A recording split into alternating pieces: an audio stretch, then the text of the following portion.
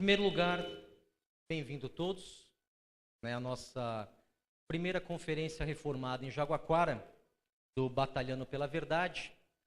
Eu queria agradecer os irmãos que estão aqui, os irmãos do AMA, os irmãos aqui de Jaguaquara, de outras igrejas, os irmãos do Entroncamento, os irmãos de Tiruçu, temos aqui irmãos de Ubaíra, de Florestal, de Jequié, de Itagi, de Amargosa e talvez de algum outro lugar.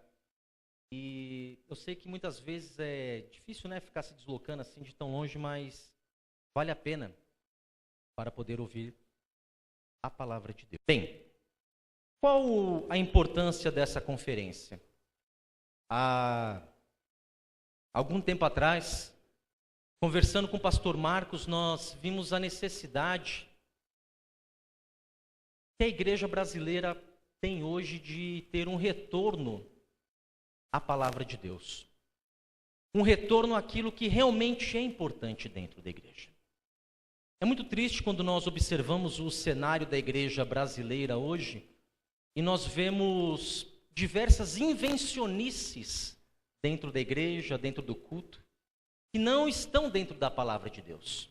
Infelizmente, muitos acabam enveredando por esse caminho e acabam, infelizmente, ficando cativos, escravos destes sistemas.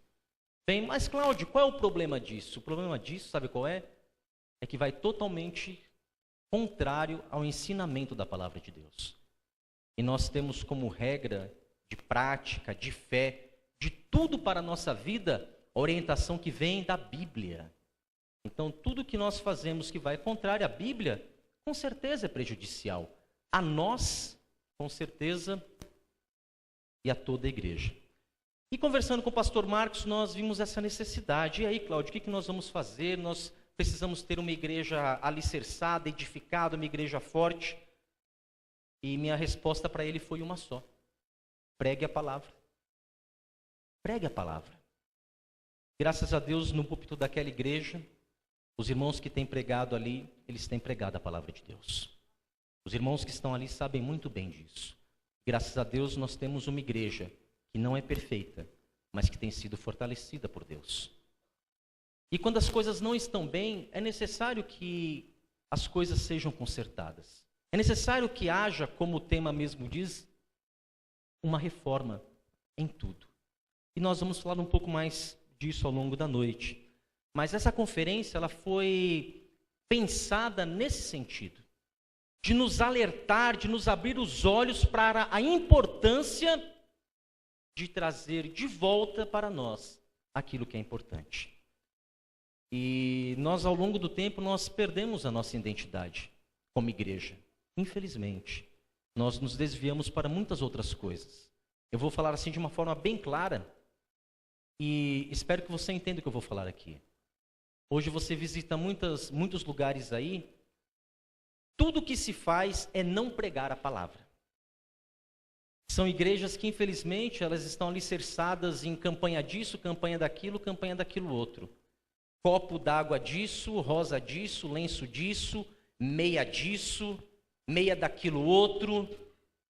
E, infelizmente, irmãos, a palavra de Deus tem sido deixada de lado. A pregação da palavra de Deus tem sido deixada de lado.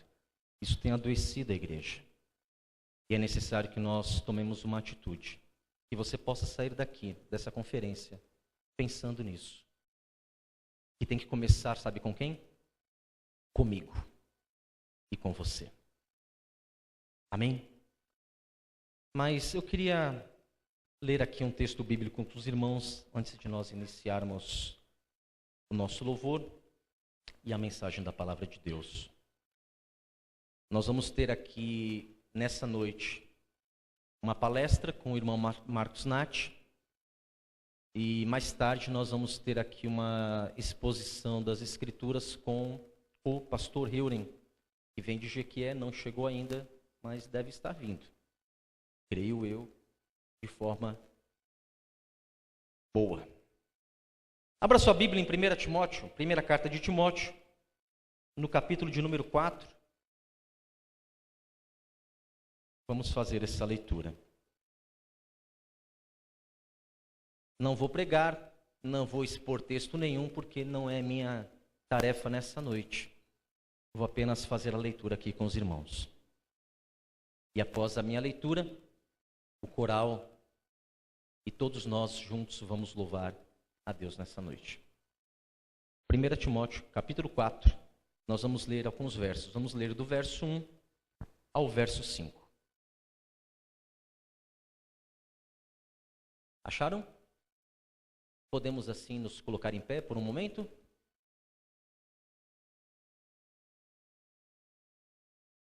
Diz assim a palavra de Deus, o apóstolo Paulo escrevendo para Timóteo. 1 Timóteo, capítulo 4, verso do 1 ao 5.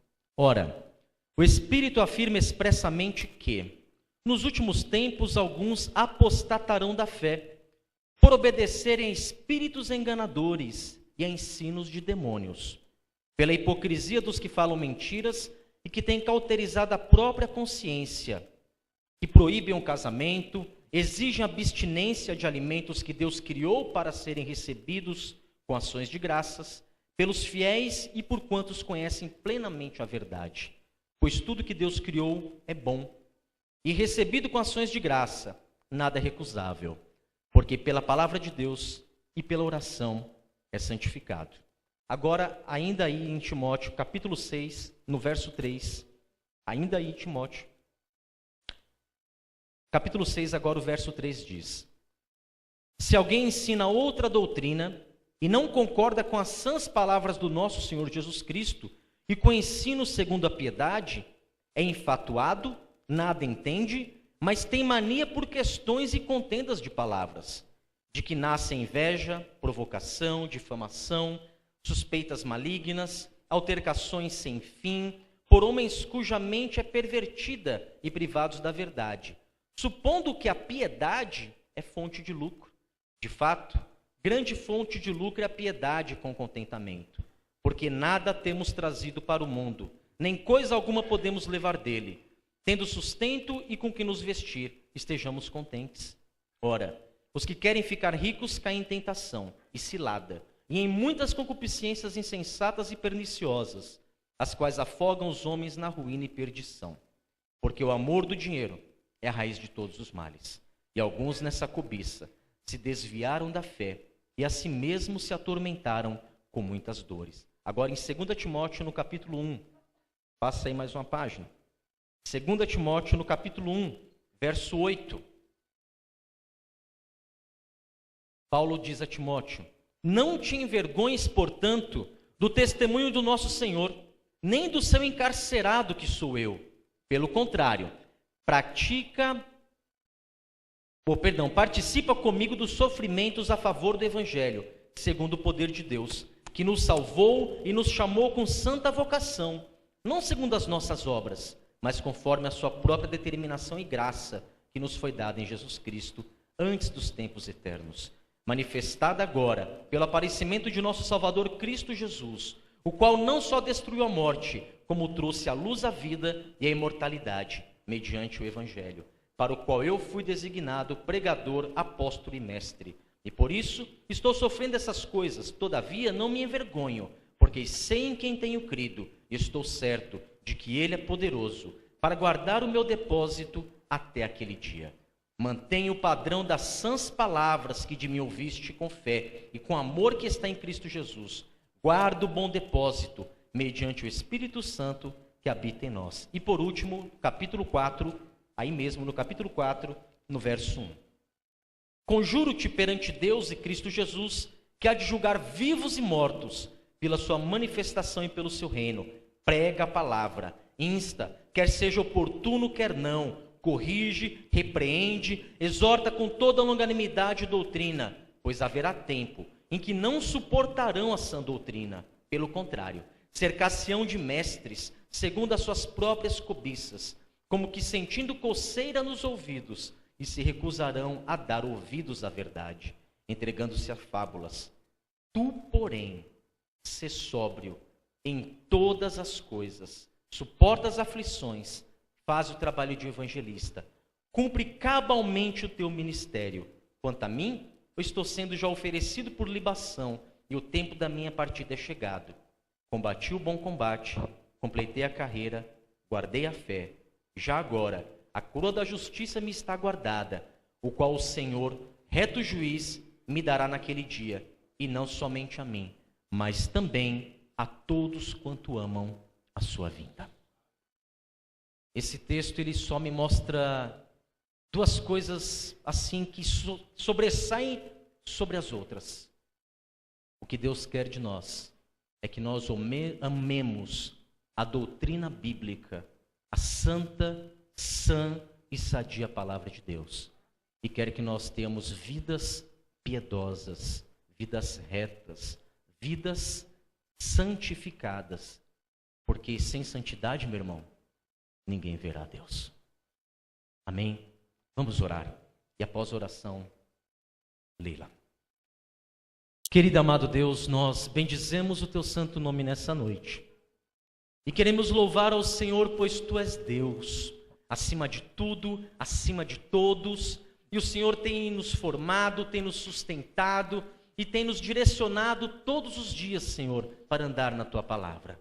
Pai bendito, bem verdade é também que nós somos negligentes muitas vezes. Bem verdade, Senhor, que somos pecadores e que por diversas vezes, Senhor, nós o aborrecemos com os nossos pecados. Portanto, nós clamamos ao Senhor, tem misericórdia de nós. Que o Senhor, pela sua graça, possa nos perdoar. Que pela sua graça o Senhor possa nos ensinar, ó Pai. Que o Senhor possa criar dentro de cada um de nós um amor verdadeiro pela sua palavra, pela sã doutrina. Que o Senhor crie em cada um de nós, ó Pai bendito, um temor verdadeiro para poder andar em santidade, porque o Senhor é santo. Pai bendito, nos abençoa aqui nesta noite em especial. Que possamos aprender com os exemplos de pessoas que já passaram por esta terra, Senhor, e viveram vidas em piedade e vidas em obediência à Tua palavra.